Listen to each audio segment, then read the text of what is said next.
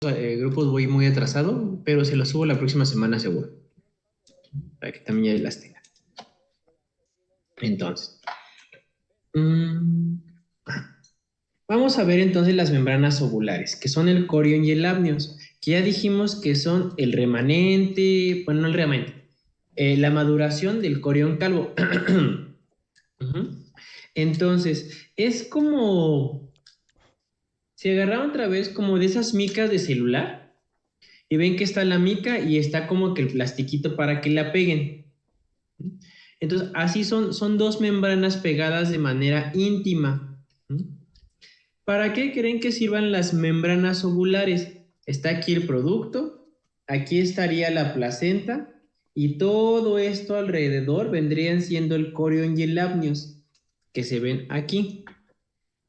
Todo esto. ¿Para qué servían el corion y el amnios? Para que la placenta no se quede pegada al producto. No, ok, una vez ya para que la placenta se quede pegada al producto, pero que también no quiero que le pegue directamente al producto. Sangre. No, hombre, no. Pues el mismo que,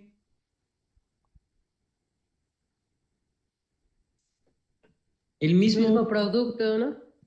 es que aquí está el útero. Si yo le pongo aquí encimita el corion y el amnios, sí es una estuchera de tortilla, ya lo sé. Entonces, si le pongo aquí el corion y el amnios, ¿qué va a pasar? Aquí está el útero, pero no se va a pegar. Si no estuviera el coro y el amnio se podría pegar y se adheriría y haría muchos problemas y podría matar al producto. Entonces, al estar estas membranas aquí encimita, hacen que el producto no esté en contacto directo con el útero. Está esta membrana que lo protege. Y si se dan cuenta, aquí lo dividen en amnios, que vendría siendo este azulito, y abajo del azulito vendrían siendo el corion. ¿Mm? El amnios, vamos a ver que es una membrana acelular. Es la capa más interna, tapiza el cordón umbilical y es una membrana avascular, perdón, no es acelular, es avascular, mi error. ¿Qué quiere decir avascular? Que no trae nada de riego sanguíneo. Tiene puro epitelio cúbico, células mesenquimatosas y una membrana basal. ¿Para qué va a servir el amnios? Para absorber al líquido amniótico. Entonces, el amnios está viendo hacia un lado al bebé y viendo hacia el otro lado al corion.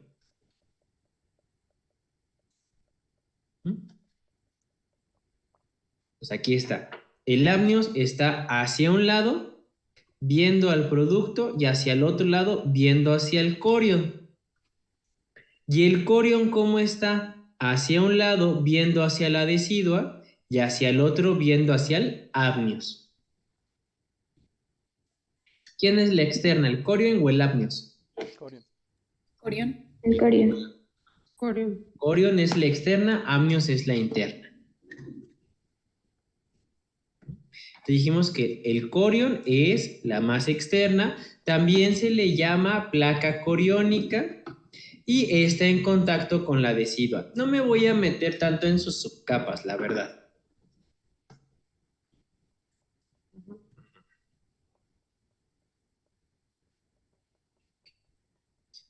¿Hasta aquí duda de corion y amnios? Dijo, yo, dijo que estas estaban dentro del...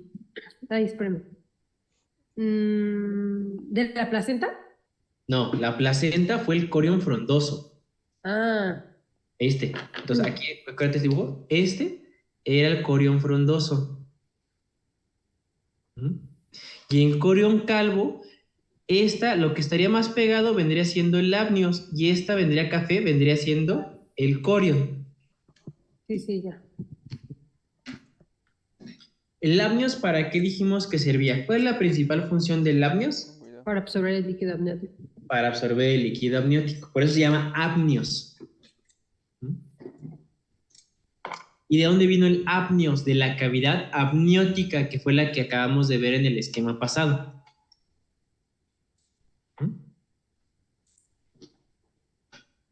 O sea, corion y amnios.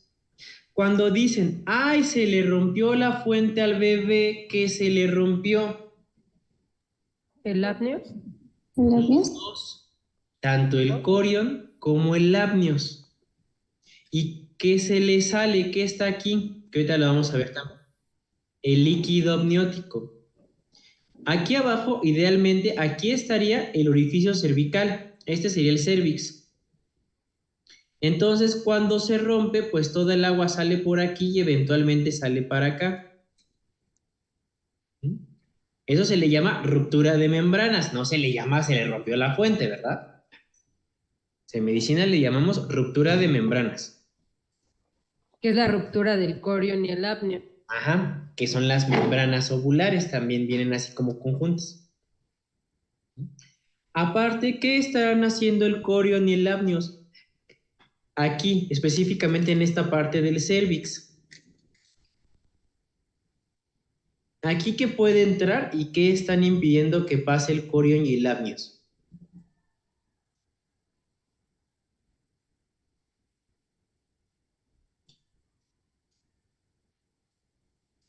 Aquí, ¿qué puede entrar por cervix? Que lo vimos. ¿Infecciones?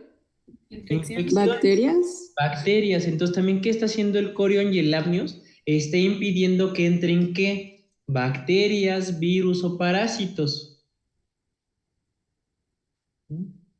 Por ejemplo, para que un bebé le llegara un virus, una bacteria, ¿por dónde creen que le llegara? ¿Que atravesara las membranas o que llegara por la sangre materna? Por la sangre materna, ¿no? Por la sangre materna. ¿Por qué? Porque ya vimos que la vellosidad hace una barrera que se llamaba barrera hematoplacentaria.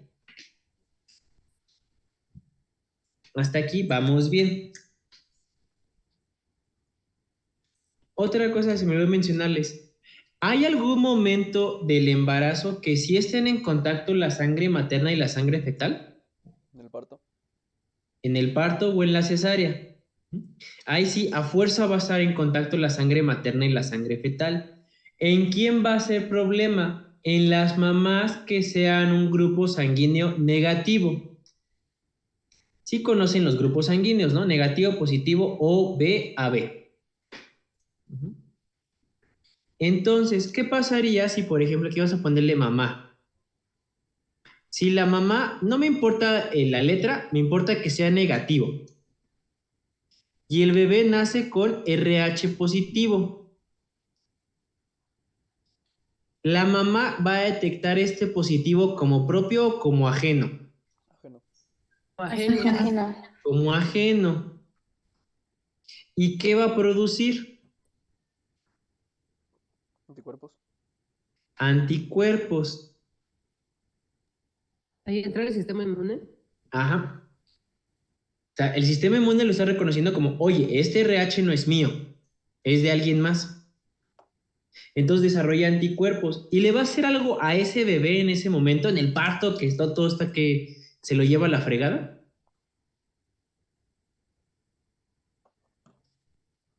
Pues no, sí. ¿No? No, ¿a quién le va a hacer daño? La mamá. La Hola, mamá. Al siguiente embarazo. Porque si llega un siguiente embarazo y ahora otra vez el bebé es RH positivo, estos anticuerpos que se generaron en el primer embarazo van a detectar a este como algo malo y lo van a atacar. ¿Sí me explico? O sea, ¿se guardan? Te guardan, son de memoria. Entonces no te pude hacer nada en ese momento porque todavía no desarrollaba la defensa. Pero cuando vuelves a aparecer, ahora sí, órale, sáquese la fregada. Entonces, ¿eso qué va a impedir? Que se implante y puede hacer que la mamá, después de ese primer parto, ya no pueda tener más embarazos o cesáreas. Y eso también genera un aborto espontáneo. Eso también causa abortos. Si la mamá fuera negativo y el bebé negativo, esto no pasa porque no lo detecta como extraño. ¿Por qué no hace más anticuerpos? Porque no sé si lo sepan, pero los eritrocitos tienen núcleo. Nope. No. Entonces no tienen información genética, por eso no se rechazan. ¿Qué se rechaza? El anticuerpo, bueno, el grupo RH. ¿Mm? Si la mamá es positiva y el bebé negativo, tampoco va a pasar. Negativo es de que no existe la cosa. ¿Mm? Es como si aquí estuviera un eritrocito y en sus paredes mostrara estas T's, estos piquitos. Esto sería que es RH positivo. Y el RH negativo no es que no enseña nada. Por eso si yo le transfundo esta sangre negativa a este paciente, al revés, perdón. Si es por eso que le paso la sangre positiva a este paciente negativo, no recuerdo, déjame acordar, reglas de transfusión. Allá. Si le paso sangre negativa a un positivo, el positivo no va a detectar nada como extraño porque no existe. Y por eso los negativos sí le pueden donar a los positivos. Pero no puede ser al revés.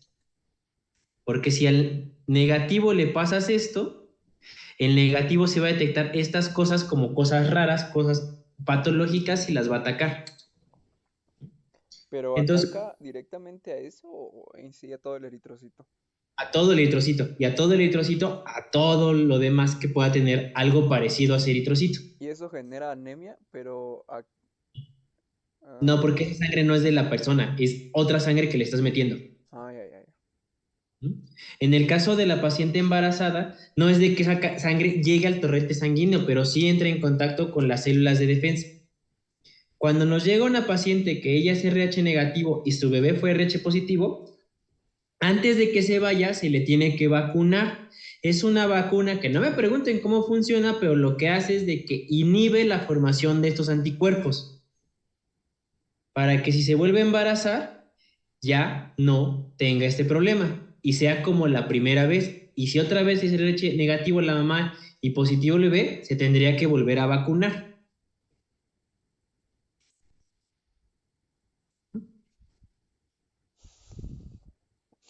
¿Hasta aquí dudas? No. No. Entonces, vamos a ver ahora sí el cordón umbilical. El cordón umbilical, lo ideal es que mida como hasta 60 centímetros, va a tener un diámetro de 2.5 centímetros. Siempre va a estar a su lado, jamás van a encontrar un cordón umbilical rosita, son azules. Son azul como si tuviera hipoxia, no tienen hipoxia, pero pareciera. Y está torcido sobre su propio eje, como el cable de los teléfonos viejitos, que era así en espiral. Así se ve, siempre está torcido, no lo pueden enderezar, así es su forma. ¿Y por qué es azul, Doc? Ahí tiene que ser porque la vena trae sangre oxigenada y la arteria trae sangre desoxigenada.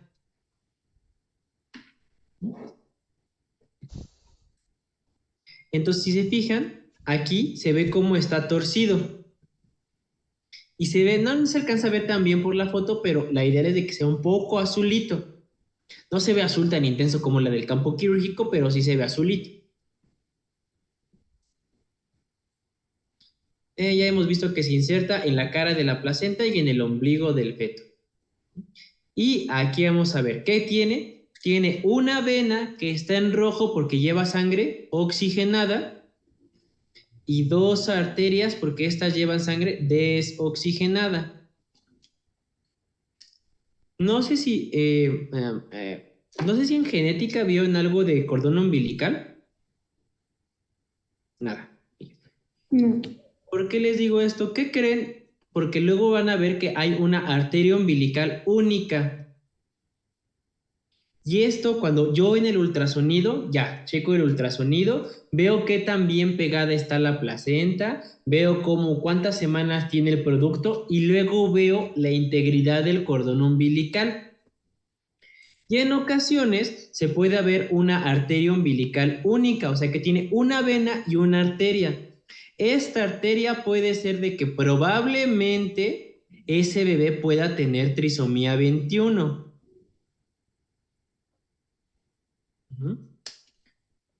No es diagnóstico, pero si yo le cacho que tiene arteria umbilical única, tiene una probabilidad importante de tener síndrome de Down.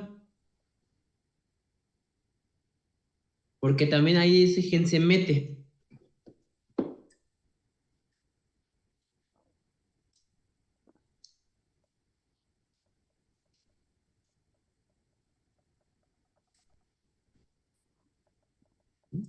No pueden darle el diagnóstico a la mamá o a los papás de que tiene síndrome de Down hasta que le hagan un cariotipo, pero pueden decirle, puede tener una probabilidad de síndrome de Down. Y luego hacer otras pruebas a nivel ultrasonido, que ahí está todavía más probable que tenga síndrome de Down.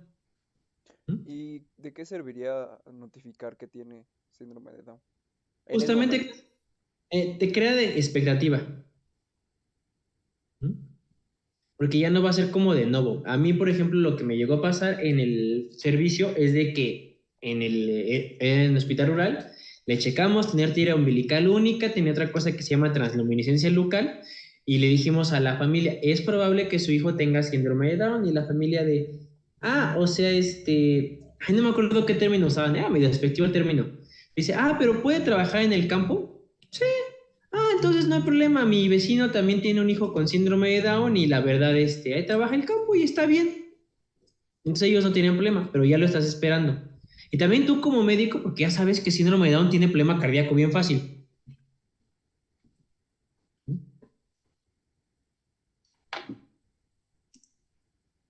Y aparte tiene gelatina de Wharton. Entonces aquí se alcanza a ver los vasos y en medio tiene esta gelatina de Wharton. La gelatina de Wharton es literalmente como gelatina, pero está calientita. ¿Para qué servirá esta gelatina de Wharton? Pues por aquí están las arterias y la vena. Entonces, al estar esta gelatina, impide que hagan fricción y que se erosionen.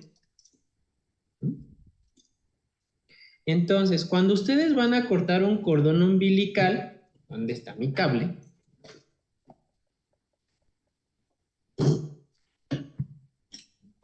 ¿Qué se hace? Pues aquí está el cordón umbilical, que está muy largo, y generalmente se agarra y se pone a la mitad. Y aquí a la mitad se corta. ¿Por qué? Porque si no, no se debe cortar nunca el cordón umbilical al ras del bebé. El cordón umbilical se cae solo. Y tienes que dejar otro cacho para que esté pegado a la placenta para podértelo enredar e ir sacando la placenta poco a poquito. Entonces llegas aquí y lo cortas a la mitad. Si tú no sabes, pinzas aquí, pinzas acá y cuando lo cortas, la sangre y la gelatina de Wharton salen así a presión y manchan al interno, al gineco y hasta el anestesio. Entonces, por ejemplo, ahí hay dos formas, pinzas y como que exprimes para acá, pinzas y exprimes para acá y ya cortas y ya no sale yo la que hacía es de que pinzo y cuando voy a cortar pongo mi manita y todo le pega a la mano, para que no salga todo volando de la gelatina de Wharton. ¿Sí vamos bien hasta aquí? Sí. Sí. Entonces, ¿para qué servía el cordón umbilical? Es un canal de comunicación entre la placenta y el producto. La principal función. ¿Qué pasa si el cordón umbilical fuera muy largo? ¿Qué le pasaría al pobre producto? ¿Se enredaría? Se enreda. ¿Eso ya sería indicación de cesárea, sí o no? Si ustedes ven así que tiene 2 vueltas ese bebé. Sí. Sí. Sí. Si tiene 2 vueltas todavía no, le das chance que sí salga por parto. Si tiene nada más una vuelta, sí va a salir esa fuerza por parto. Pero cuando ya tiene más de 2, ahí sí, a la hora de sacarlo por parto, ahí sí se puede ahorcar. Doc, pero ¿cómo es que se ahorca si no está respirando por el pulmón? No, pero ¿qué pasa? Se está moviendo el producto. Entonces tiene un cordón umbilical muy largo y en el embarazo está así, luego se mueve y se sigue moviendo y así. En el momento que ya nace, ¿qué nace primero? Que lo vamos a ver la próxima semana, la cabeza. En el momento que sale la cabeza, ya respira aire. Y si sale y aparte lo jalas de abajo porque está el cordón umbilical, pues se ahorca. Pues ahí sí que le tienes que hacer, ahí sí es mejor sacarlo por cesárea. Lo máximo que nosotros sacamos una vez por cesárea fue un bebé que tenía cuatro, no es cierto, cinco circulares a cuello, entonces estaba dando vueltas 5 veces. A ese bebé lo podía sacar y lo podía sacar como trompo. Obviamente no iba a salir por parto, porque sí se iba a ahogar, lo ibas a terminar ahorcando. 2 vueltas entonces ya es cesárea. Ahí tendrías que pensarlo bien como Gine. O sea, 2 es como que el límite, saber si viene en posición adecuada, si te crees lo suficientemente hábil, va. Arriba de 2, no, cesárea ya. Si ni le piensas, vale. En una de esas ya tenían ustedes su impulso suicida y ya nacieron por cesárea porque tenían muchos circulares a cuello.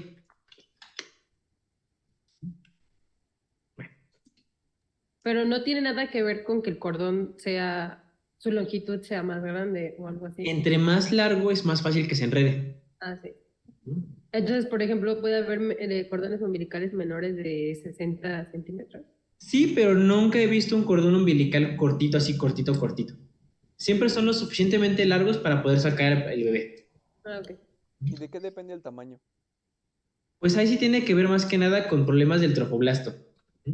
Hay veces que el trofoblasto puede tener problemas y ahí sí hay problemas de cordón, pero antes de problemas de cordón ni siquiera se desarrolla el embrio. ¿Sí saben qué son las triploidías, cuatruploidías? ¿Es triploidía y tetraploidía? No. ¿Y saben qué es diploide? Sí, Si haploide son Sí. 23 cromosomas, diploide son 46, triploide me suena que son 69. 69 y tetra que son ¿qué? 92. 92. Entonces, eso a lo mejor lo vemos un poquito más en aborto, pero ¿qué pasa? Hay veces que en lugar de, eso es que generalmente el problema del espermatozoide, que en lugar de traer 23 cromosomas, trae 46. Y al fecundarse, en lugar de darme los 46, me da los 60 y tantos, 69. Y ahí, ¿quién creen que se desarrollen esos embarazos? ¿El trofo o el embrio? Pues ninguno. Ninguno, ¿no? Se desarrolla el trofo, el puro trofoblasto. Entonces desarrolla algo parecido a la placenta, algo parecido al corión, algo parecido, pero no es eso. A eso se le llama embarazo molar o mola. Y es un producto que jamás va a llegar a término porque ni siquiera es producto, es puro trofo creciendo de manera normal. Porque ya venía con triploidía o tetraploidía. Ahí sería un problema de cordón umbilical, pero el cordón umbilical es lo que menos te preocupa porque ni siquiera es un embarazo. O sea que pues ni siquiera es vaya, no puede vivir. O No sea, puede, está embarazada, pero no es viable. ¿Solo se desarrollarían los anexos ovulares? Ajá, pero mal, se desarrollan de más. No es que se desarrolle una placenta bien, se desarrolla una placenta fea, gacha, horrible. ¿Pero eso le afecta a la mamá? Pues sí, porque le chupa más sangre de la que debería. Y lo ves en el... ¿Y así genera anemia? Es que para entender anemia tienen que entender qué es la definición de anemia. Y es una definición que no comprenden del 100%. Anemia es que tiene disminución de eritrocitos. ¿Por qué? 1000 razones diferentes.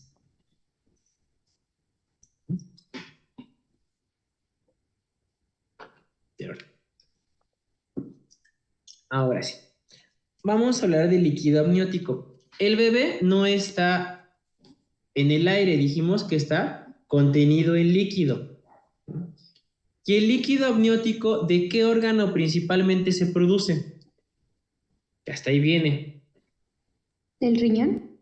¿De la orina de quién? ¿Del bebé? Del bebé. Entonces, el bebé estaba nadando en su propia orina durante todo el embarazo. El líquido amniótico es la orina del bebé. ¿Para qué creen que sirva el líquido amniótico? para que regule la temperatura. Una sería para regulación de la temperatura. No sé si han visto, pero los bebés no regulan para nada su temperatura. Algunas mujeres, incluso cuando son adultas, siguen sin regularla. Pero bueno, los bebés no regulan su temperatura. Entonces, por eso, cuando nacen los bebés, no sé si han visto que luego los ponen en las incubadoras. Ujú. Que si son de hospital privado, literalmente son como unas cajas como de plástico transparente, así todo bonita, que tiene su puerta, pones al bebé, ahí lo checas, lo limpias, todo el rollo, lo envuelves en su ropita que enviaron, así los papás, y ya, lo cierras, así como si fuera una repisa. Y si estás en el IMSS, son lámparas como de carnitas, que la tienes que prender para que caliente la lámpara el colchoncito, y cuando nace el bebé lo envuelves en una sábana del IMSS y ahí lo pones, porque no termorregula. ¿Quién hace esa función de termorregulación in útero? El líquido amniótico. Cuando les toque su primer parto y sientan el trancazo del líquido amniótico, siempre se siente caliente. Caliente son como 37 grados. Entonces, ayuda a la regulación de la temperatura. ¿Para qué más servirá el líquido amniótico? Para amortiguar al producto, bueno, o sea, protegerlo. Así lo protege de golpes. O sea, si la paciente, no sé, se le cae su celular en la panza o le brinca el gato o algo por el estilo, sí. Pero no es como que vayas a agarrar a una embarazada a batazos a ver si aguanta el líquido amniótico. Sí lo va a proteger contra traumas, pero tampoco se pase. ¿Qué otra cosa? ¿Para qué otra cosa serviría el líquido amniótico? Para que el bebé se pueda mover. Para que el bebé se pueda mover y que el útero crezca de manera simétrica. Si ustedes agarran un globo y ese globo lo llenan de arroz o le tratan de meter un muñequito, el globo va a quedar así pegado a la cara del muñequito. Pero si a ese globo le echan agua y luego le echan el muñequito, el agua hizo que el globo se abriera de una forma homogénea. Y que así el producto puede estar tranquilamente sin que le esté pegando el útero en la cara. Entonces, sí es para movilidad, pero también para que el útero tenga un crecimiento simétrico. Ahí está. El líquido amniótico yo lo voy a checar cuando se haga el ultrasonido la paciente. ¿Y cómo creen que yo pueda decir poco líquido amniótico? ¿Cómo se dice poco en latín? Hipo. Eso es bajo. ¿Oligo? Oligo. Si digo oligohidrapnios, es que tiene poco de líquido amniótico. Y aquí están los volúmenes. Aquí están los volúmenes de cuánto líquido amniótico debería tener por semanas. Entonces, si digamos que tiene 38 semanas y tuviera 500 mililitros o menos, sería oligohidrapnios. Y si no tuviera líquido amniótico o escaso, muy, muy escaso, se le llama de falta de hidrapnios. Me equivoqué. Anidrapnios.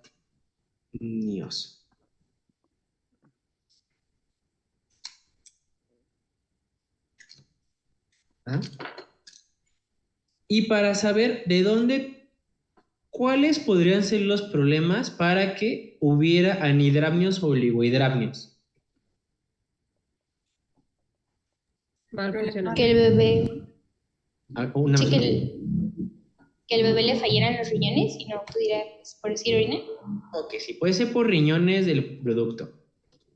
Pero esta lo estoy poniendo hasta acá porque es la causa menos común y es la más grave.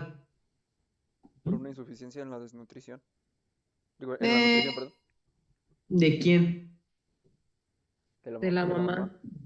Pero antes de pensar, ¿y qué no está tomando la mamá si es orina del bebé? Está deshidratada, ¿no? Entonces sería primero ver cuánta agua toma la mamá.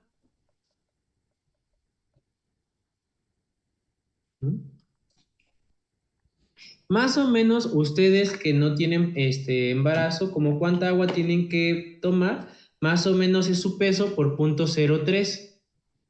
¿Mm? Y eso es más o menos la cantidad de litros de agua que tienen que tomar en el día. Más o menos todos van a estar como entre 1.5 y 2 punto y cacho. ¿Mm? La mujer embarazada, como tiene que mover, bueno, tiene que tener sus líquidos, el líquido amniótico y todos los líquidos del bebé, tiene que tomar de 2,5 hasta 3 litros de agua. Porque si no los toma, no le llega esa agua al bebé y por ende el bebé no produce suficiente orina. Y esa podría ser una causa de un oligohidramnios. Y aquí en medio, ¿qué otro problema podría tener ese embarazo? ¿Quién tendría el problema?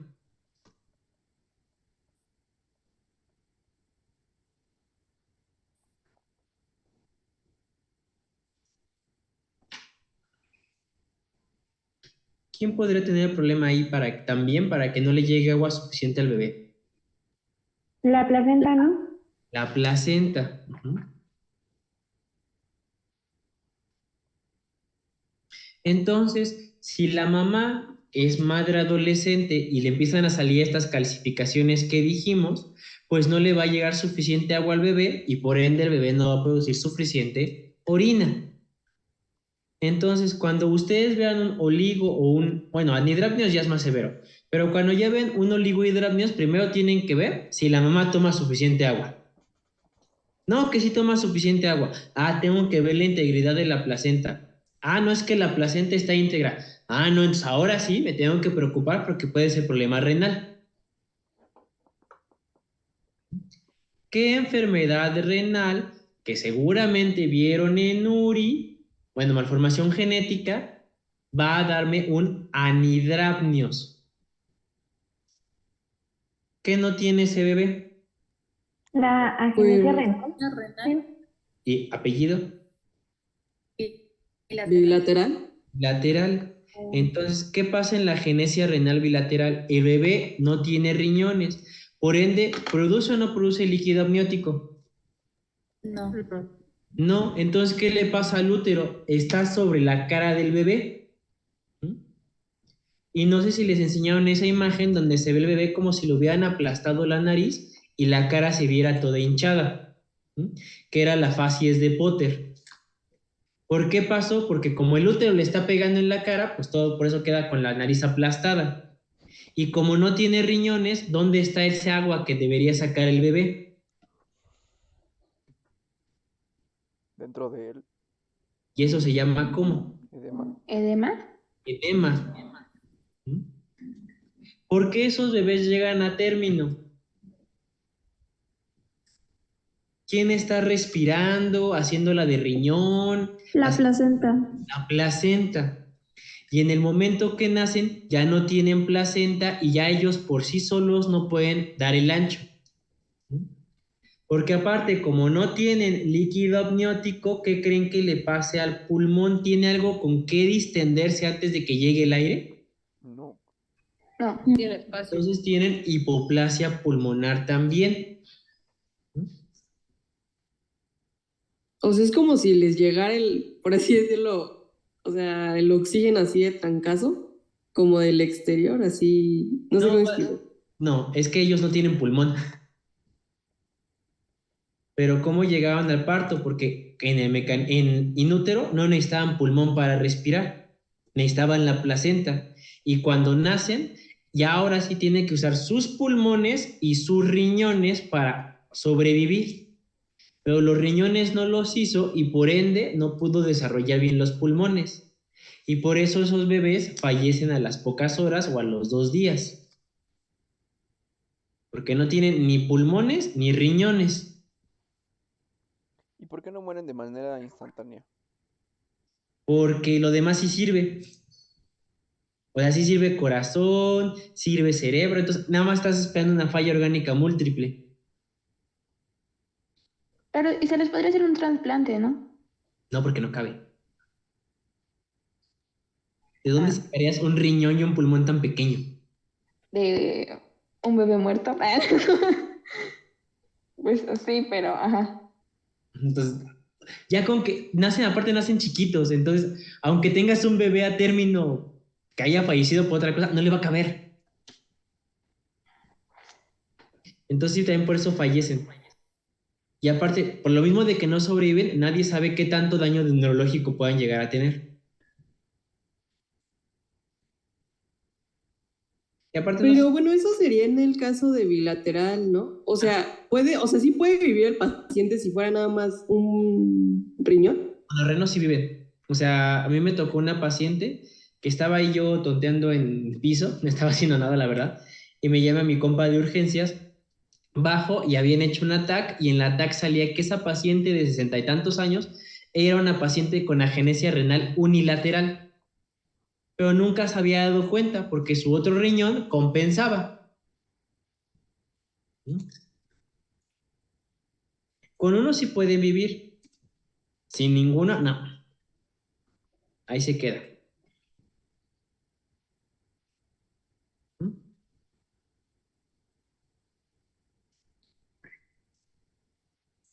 Ya para acabar esta parte, otra vez dijimos que tiene una temperatura de 37 grados, 36,5, 37. Así cuando lo abran van a sentir así calientito, calientito, calientito el líquido amniótico, ya sea por cesárea o por parto. Va a ser principalmente de agua y pocamente de solutos. Tiene un pH de 7,2, entonces ligeramente más ácido que lo demás de nuestro cuerpo. Tiene células de descamación fetal y vermix gaseosa. No sé si han visto fotos de recién nacidos que se les ve como si les hubieran untado como manteca, así que se ven blancos. Ajá. Eso blanquito se llama vermix gaseosa. Y esa vermix gaseosa básicamente es como si tú le pusieras aceite al bebé para que pudiera resbalar por el canal de parto. Por eso lo tienen. Y ya después del primer baño ya se les cae, pero para eso sirve. ¿Y cómo tiene que ser el líquido amniótico? Transparente. Si es color verde, eso indica problemas.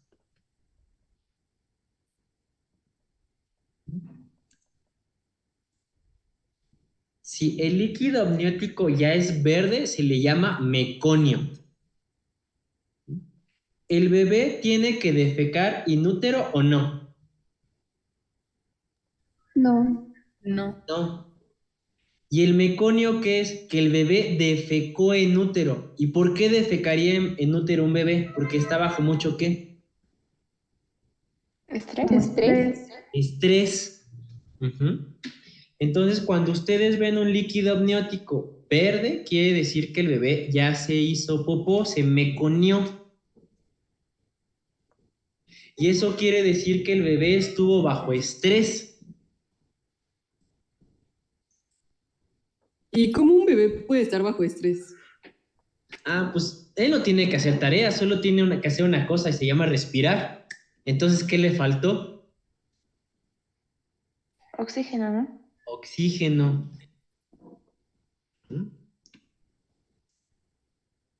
Principalmente es por oxígeno, porque ya vieron la vellosidad corial. La vellosidad corial está alrededor de ¿quién? Del útero, ¿no? Del miometrio.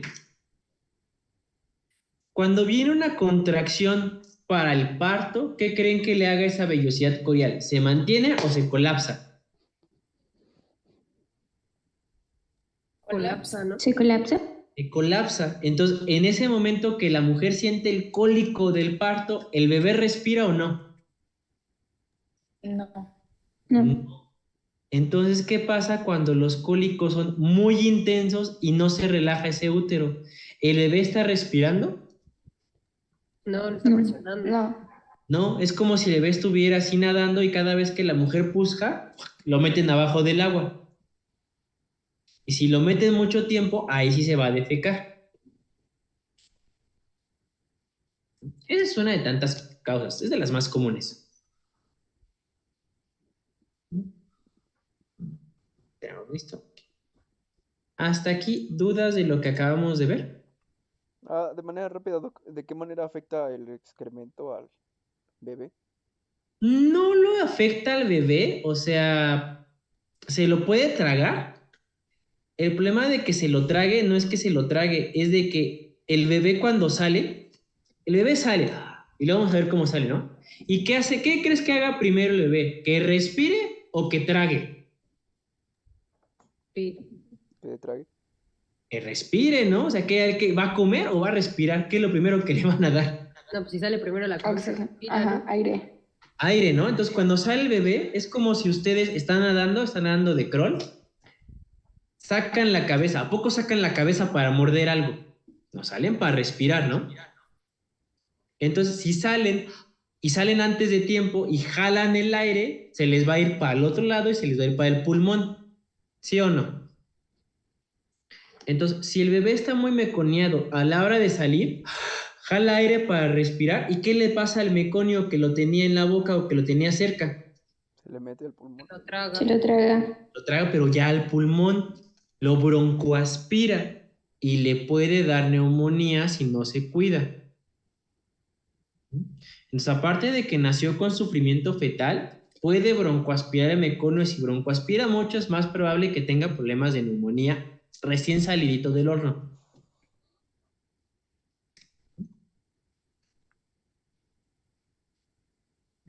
Que hay veces que ya la paciente tiene tanto tiempo con el bebé adentro y que se meconeó hace horas, que ya no sé, porque el meconio es como...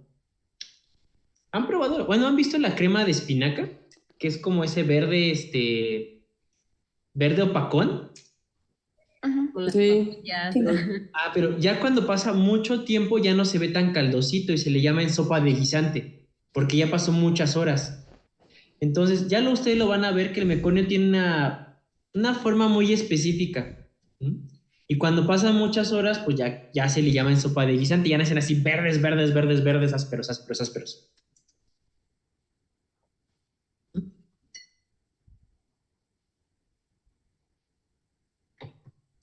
Bueno, entonces, ya vimos que todo esto vino ¿de quién? Del trofo.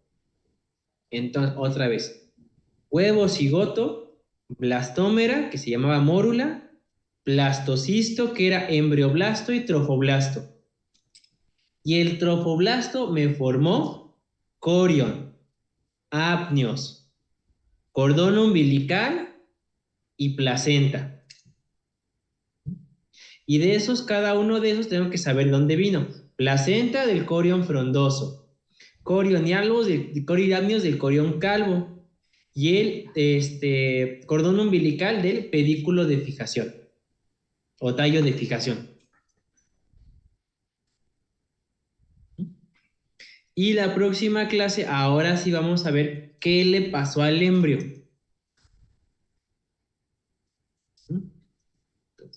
Hasta aquí, ¿dudas de lo que hemos visto hoy? No.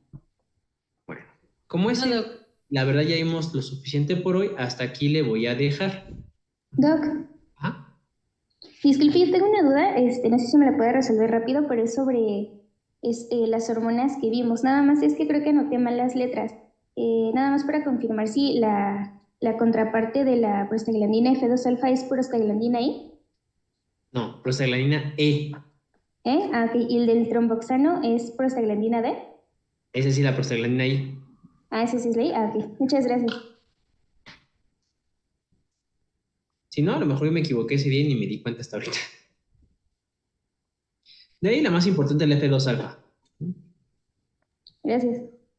Bueno, entonces, si no hay más dudas, chicos, nos vemos ahora sí el lunes en el salón. Espero que ya no me saquen otra vez encapuchados. No es divertido. Ya fueron 2 veces en un semestre. Es too much. Y nos estamos viendo así el lunes. Y el miércoles de la siguiente semana es el examen de lo que nos faltaba de fisio femenino. O sea, fisio y fisiopato femenino. ¿El miércoles? El miércoles. Ah. Gracias, Doc. Cuídese. Vale, nos vemos, chicos. Que tengan todos Gracias, hasta buenas luego. tardes. Gracias, doctora. Ah, gracias. Hasta luego, gracias. Gracias. Hasta luego. Hasta luego.